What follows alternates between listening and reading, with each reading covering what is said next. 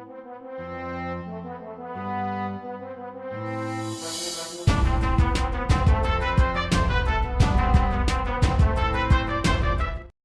पिछले एपिसोड में आपने देखा फिट्स एक डायलेमा में फंसा होता है। वो रूडियस से प्यार और अफेक्शन तो चाहता है बट अपनी आइडेंटिटी बताने से कतरा रहा होता है। वहीं रूडियस मिलता है नाना होशी से जो कि असली दुनिया यानी कि रूडियस के पुराने वर्ल्ड से समन करी गई होती है। वो दोनों डील करते हैं जिसमें नाना होशी उसे टेलीपोर्टेशन की रिसर्च करने में हेल्प करेगी और रूडियस उसी वापस असली दुनिया में लौटने में। तो बच्चों जल्दी से अपने कानों में हेडफोन लगा लो और एपिसोड शुरू करते हैं। एपिसोड की शुरुआत में हम देखते हैं कि प्रिंसेस एरियल फिट्स से डिस्कस कर रही होती है कि कैसे उसे बिल्कुल भी उम्मीद नहीं थी कि एलेना लिसा और क्लिफ सेटिंग कर लेंगे। वहीं पर फिट्स के दिमाग में काफी कुछ चल रहा होता है। वो सोच रही होती है रूडियस को भी तो लड़कियां पसंद है और वो तो एलेना लिसा के साथ ही रहता था बट उनका रिश्ता बिल्कुल भी सस्पिशियस नहीं है। उसने किसी से भी पैचअप भी नहीं किया। क्या वो खुद को रोक रहा है? रूडियस उसकी ओर देखकर हाथ हिलाता है पर सिल्फी जानती है कि ये उसने फिट्स के लिए किया है, उसके लिए नहीं। वो आगे सोचती है साइलेंट भी तो एक स्त्री निकली। वो और रूडियस अलग भाषा में बात करते हैं। उनके बीच कुछ तो है जो मैं नहीं जानती। उनके बीच कुछ तो चल रहा है। मैं क्या करूं? मेरी कदम आगे बढ़ने पर कांप रहे हैं। मैं साहसी हुआ करती थी। प्लीज कोई तो मेरा खोया हुआ करज लौटा दो। और इतना कहते हुए उसकी आंखें भारी हो जाती हैं। रूडियस बताता है मुझे इस यूनिवर्सिटी में आए लगभग 1 साल हो चुके हैं। मैं अब 16 साल का हूं। मेरा दिन शुरू होता है सुबह की ट्रेनिंग से जहां बादीगादी की नजर मुझ पर रहती है। बादीगादी उससे पूछता है तुम ताकतवर क्यों होना चाहते हो रूडियस? क्या हासिल करना है तुम्हें? शक्ति, धन दौलत, औरत? खैर ये तो सभी चाहते हैं पर ये थोड़ा सा पेचीदा है। तुम समझ जाओगे जब तुम्हारे जीवन में कोई औरत आएगी। जिसे सुनकर रूडियस का मुंह लटक जाता है। वो अस भाई अस वाला फेस बना देता है और फिर वो पूछता है योर मैजेस्टी क्या आप गुप्त रोग का इलाज बता सकते हैं? जिस पर बादीगादी साफ इनकार कर देता है। रूडियस आगे कहता है ट्रेनिंग के बाद मैं ब्रेकफास्ट करता हूँ फिर क्लासेस में पार्टिसिपेट करता हूँ। रूडियस के सामने से गुजरते हुए 2 बीस्टकिन उसे देखकर खिड़की से बाहर देखने लगते हैं। बादीगादी के बाद बहुत से लोग रूडियस से डरने लगे थे। वो उस गोरिल्ला वुमन को ग्रीट करता है बट गोरिल्ला वुमन उसके सामने से चली जाती है। लीनिया और पर्सीना उसे बताती हैं कि उससे डरने की कोई जरूरत नहीं है और वैसे भी आप कब से डरने लगे? आपने तो फिट्स को भी हराया है। इस हिसाब से देखें तो आप तो शुरुआत से ही इस यूनिवर्सिटी के नंबर 1 टॉप स्टूडेंट रहे हो। आपको बस थोड़े से कॉन्फिडेंस की जरूरत है बॉस। अगले सीन में क्लिफ रूडियस से एलेना लिसा के कर्ज के ऊपर डिस्कस कर रहा होता है जिस पर प्रोफेसर जेनियस उनकी गुडरगु से बिल्कुल भी खुश नहीं दिख रहे होते हैं। बट एट द एंड रूडियस को ऑलमोस्ट कुछ भी पता नहीं होता। हालांकि वो बताता है कि कैसे एक बार एक कर्ज को किसी लैपलेस ने एक टूल में सील कर दिया था और इल्जाम एक ट्राइब पर लगा दिया था।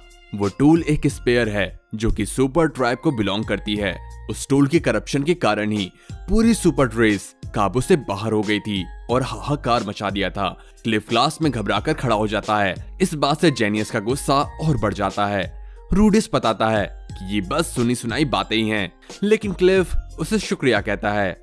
रूडियस बताता है कि क्लासेस के बाद लंच टाइम होता है जहां वो जेनोबा और जूली के साथ लंच करता है। बाकी बच्चे रूडियस की तारीफों के पुल बांध रहे होते हैं। तभी वहां बादीगादी अपनी कई भारी भरकम भुजाओं में दारू लेके प्रकट होता है और हंसते हुए दारू की महिमा का बखान करने लगता है। जेनोबा और जूली उससे काफी प्रभावित होते हैं और दारू पीने की इच्छा प्रकट करते हैं जिस पर बादी जी उन्हें प्रोत्साहित करते हुए पीने के लिए दारू देते हैं। रूडियस बताता है कि इसके बाद वो नाना होशी के पास जाता है जहां वो और नाना होशी घंटों मेहनत करते हैं। नाना होशी मैजिक सर्कल ड्रॉ करती है और रूडियस को उसमें माना डालना पड़ता है। हालांकि उन्हें एक भी सफलता हाथ नहीं लगी थी बट रूडियस अब एक पंख को समन कर सकता है। नाना होशी सैकड़ों हजारों सर्कल्स ड्रॉ कर चुकी है इस उम्मीद में कि एक दिन वो परफेक्ट सर्कल ड्रॉ कर लेगी। उनका अल्टीमेट गोल किसी ह्यूमन बीइंग को समन करना होता है जिसके बाद वो काफी गुत्थियां सुलझा लेंगे। नाना होशी भी रियल वर्ल्ड में लौट सकेगी और रूडियस को भी सब कुछ पता चल जाएगा टेलीपोर्टेशन इंसिडेंट के बारे में। नाना होशी कहती है कि रिसर्च सक्सेसफुल होने के बाद वो रूडियस के एक क्वेश्चन का आंसर देगी, जिस पर रूडियस कहता है सिर्फ एक, ये तो बेईमानी है। पर नानाहोशी उससे कहती है वैसे भी मेरे जाने के बाद सारी रिसर्च तुम्हारी तो हो जाएगी। सीन शिफ्ट होता है। रूडियस बताता है कि डिनर के बाद मैं जूली को मैजिक सिखाता हूँ और फिर थोड़ी सी स्कल्पटिंग। जूली का माना कम है, इसलिए वो हाथों से ही टूल का यूज करने में बेहतर है। वो अच्छा कर रही है। रूडियस डॉर्म से अपने कमरे की ओर लौटता हुआ सोच रहा होता है कि अब सब कुछ सही चल रहा है, बट इन सब के बीच वो फिट से नहीं मिल पा रहा है, क्योंकि अब वो ना के बराबर लाइब्रेरी जाता है और इसी तरह उसका दिन कट जाता है। उसने अभी तक अपनी बीमारी का हल नहीं निकाला और वो फिट्स को मिस कर रहा है। सीन शिफ्ट होता है। उस दिन रूडियस को एक लेटर मिलता है जो सोल डार्ट ने लिखा था। वो लिखता है कि वो अपनी पार्टी के साथ क्लैन मीटिंग के लिए शारी आया हुआ है, इसलिए वो उसे और एलेना लिसा को खाने पर बुलाना चाहता है। रूडियस खुश होता है। अगले सीन में हम देखते हैं कि क्लिफ एलेना लिसा की गोद में खेल रहा होता है। पता नहीं मुझे ये सब देखकर जलन क्यों हो रही है। सोल डार्ट रूडियस को कहता है हमें मिले काफी वक्त हो गया है कॉगमायर, हमने तुम्हारी बदौलत काफी धन कमाया है, तुम्हारा शुक्रिया। जिस पर रूडियस भी ग्रेटिट्यूड दिखाता है और काफी अच्छे से पेश आता है। सोल डार्ट एलेना लिसा से कहता है एलेना लिसा, तुम जैसे छिनरी और बचारू औरत कब से प्यार व्यार के चक्कर में पड़ गई। जिस पर एलेना लिसा कहती है क्लिफ एक अकेला मर्द है जिसने मेरे जिस्म के पार मेरे हृदय को देखा, इसलिए मैं उसको मना नहीं कर पाई। उफ क्लिफ, ये तो पतिदेव मटेरियल है। शाम हंसी खुशी कट रही होती है, तभी एक पर्सन आकर बताता है कि एक और काम मिला है। जिस पर सोल कहता है इतनी जल्दी, हमने आज दिन में भी तो किया था। और फिर सोल उस बाउंटी के लिए जाने लगता है और जाने से पहले कहता है मैंने सोचा था आज रात हम सिर्फ मजे करेंगे, लेकिन बाय कॉगमायर, मैं तुम्हें कभी और बुलाना चाहूंगा। जिस पर रूडियस खुश होकर कहता है हाँ बिल्कुल बुलाना, मैं इंतजार करूंगा। वो अपने स्टाइल में एक दूसरे को बाय कहते हैं। एलेना लिसा बताती है कि वो क्लिफ को एडवेंचर के फंडामेंटल सिखा रही है और वो उसे गबरू मर्द बनाना चाहती है, तो क्या वो उसके साथ आना चाहता है। जिस पर क्लिफ कहता है मुझे तुम्हारी मदद की कोई जरूरत नहीं है रूडियस, मैं ये कर सकता हूँ। रूडियस कहता है तुम श्योर हो ना, तुम चाहो तो मैं। उसकी बात रोकते हुए एलेना लिसा कहती है चिंता मत करो रूडियस, हम क्वागमायर नहीं हैं, सो हम ड्रैगन्स और डीमन किंग से बचकर ही रहेंगे। रूडियस इस पर हंस देता है। लौटते वक्त रूडियस को मार्केट में फिट्स और ल्यूक मिलते हैं।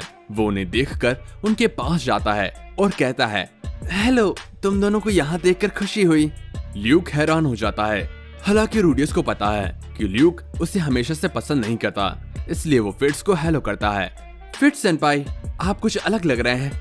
पर ल्यूक फिट्स को अपने पीछे छिपा लेता है और कहता है तुम कैसे हो और यहाँ क्या कर रहे हो। रूडियस चीजें स्पेकुलेट करने लगता है। उसे लगता है कि ल्यूक बाइसेक्सुअल है और फिट्स के साथ डेट पर आया है। वो कहता है देखो, मैं तो तुम्हें देखकर बस हेलो कहने आया था। वैसे फिट्स सेनपाई, आप मुझसे बात क्यों नहीं कर रहे हो। जिस पर ल्यूक कहता है उन्हें ड्यूटी पर बोलने की परमिशन नहीं है, तो बाद में उससे मिल लेना। रूडियस डिसअपॉइंट होता है। वो भारी मन से वहां से जाने लगता है। वो सोच रहा होता है फिट्स कम से कम एक बार तो मुझसे बात कर ही सकती थी। फिट्स ने मुझे एकदम से आज इग्नोर ही कर दिया। मैं तब से यही सोच रहा हूँ कि क्यों फिट्स ने मुझे अवॉइड किया। मैंने तो कुछ किया भी नहीं है कि वो मुझसे हेट करे। मुझे किसी से बात करनी चाहिए। मैं बस रबड़ी रोना करना चाहता हूँ। जेनोबा मेजिस गिल्ड में है। लीनिया परसीना मेरी बात का मजाक बनाएंगे। नानाहोशी अपने काम में बिजी है। वो बिल्कुल भी मेरे रबड़ी रोना के बारे में नहीं सुनना चाहेगी। रूडियस डिप्रेशन में जाने लगता है। सकते हैं आपको, हम डिस्प्रेशन में अभी हैं। कोची में है? डिस्प्रेशन में सर अभी। और तय करता है कि शायद उसे लाइब्रेरी में जाकर एक अच्छी बुक पढ़ लेनी चाहिए। वो हल्के कदमों के साथ लाइब्रेरी जाता है, जहां उसे फिट्स मिलता है। फिट्स उसे देखकर मुस्कुराते हुए कहता है रूडियस, काफी वक्त हो गया है। रूडियस समझ नहीं पाता, क्योंकि ये वो यूजुअल फिट्स था जिसे वो जानता था। वो पूछता है आपने मुझे तब इग्नोर क्यों किया। जिस पर फिट्स कहता है मुझे ड्यूटी पर बोलने से सख्त मना किया गया है। मेरी आवाज बच्चों जैसी है, इसलिए ड्यूटी पर मेरा मजाक ना बने, इसलिए मैं नहीं बोलती। रूडियस कहता है पर मैंने तो प्रिंसेस एरियल को वहां देखा ही नहीं। जिसे सुनकर फिट्स कहता है वो बगल की दुकान में शॉपिंग करने गई थी। रूडियस सोचता है मैं शायद थोड़ा थोड़ा समझ पा रहा हूँ। शायद मेरा मतलब है, बिल्कुल शायद उस वक्त प्रिंसेस एरियल ने फिट्स का रूप लिया होगा। अगर वो बोलती तो पकड़ी जाती, इसलिए उन्होंने मुझसे बात नहीं की। मगर वो ऐसा क्यों करेंगी? वो कहता है, और मुझे लगा आप मुझसे हेट करती हो फिट्स सेनपाई। जिसे सुनकर फिट्स कहता है, मैं तुमसे कभी भी नफरत नहीं कर सकता रूडियस। और वो अपने कान सहलाने लगता है। रूडियस उसे देखकर रह जाता है।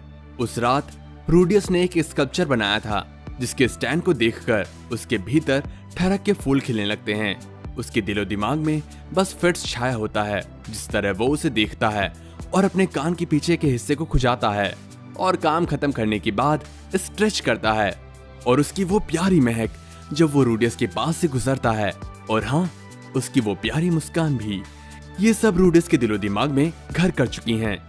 अगले दिन स्कूल में एरियल एंड द टीम को देखकर रूडियस सोच में पड़ जाता है। उसे खुद में ये सब लक्षण देखकर एक बात तो समझ में आ रही होती है कि ये प्यार है। उसे एक लड़के से प्यार हो गया है। यहाँ तो शुभ मंगल ज्यादा सावधान वाली मूवी का सीन चल रहा है। पर कुछ ही पलों के लिए रूडियस के मन में एक क्वेश्चन आता है, क्या फिट्स सच में लड़का है? और इस सवाल के साथ वो प्रोफेसर जेनियस के सामने प्रकट होता है। प्रोफेसर जेनियस, मुझे फिट्स के बारे में कुछ जानना है। जिसे सुनकर जेनियस कहते हैं कि वो अपने स्टूडेंट की प्राइवेट इंफॉर्मेशन नहीं शेयर कर सकते। इस पर रूडियस कहता है, कम ऑन, आप जेंडर तो बता ही सकते हैं। जिस पर जेनियस साफ साफ कहता है कि फिट्स एक लड़का है। रूडियस समझ जाता है कि वो अपना मुंह नहीं खोलने वाले, और शायद वो लड़का ही हो, लेकिन न जाने क्यों उसका दिल कहता है कि वो मादा है। वो लाइब्रेरी में बैठा होता है और फिट्स के बारे में ही सोच रहा होता है कि अगर वो लड़की निकली तो क्या मैं उससे अपनी दिल की बात कह पाऊंगा। वो कहता है, अबे यार, मैं हस्त मैथुन करना चाहता हूँ, पर ये साथ नहीं दे रहा। तभी वहां पर फिट्स आ जाता है और कहता है, कौन सा मिथुन और क्या? रूडियस घबरा जाता है और चेयर समेत गिरने लगता है। फिट्स उसे पकड़ने की कोशिश करता है और उसके साथ वो भी गिर जाता है।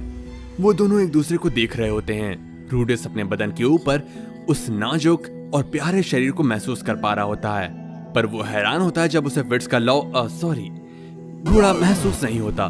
फिट्स उठते ही उससे माफी मांगता है और रूडियस कहता है, फिट्स सेनपाई, आप सच में एक लड़की हो? फिट्स कहती है, नहीं, तुम गलत हो, मैं एक मर्द हूँ। और ऐसा कहते हुए वो वहां से भाग जाती है।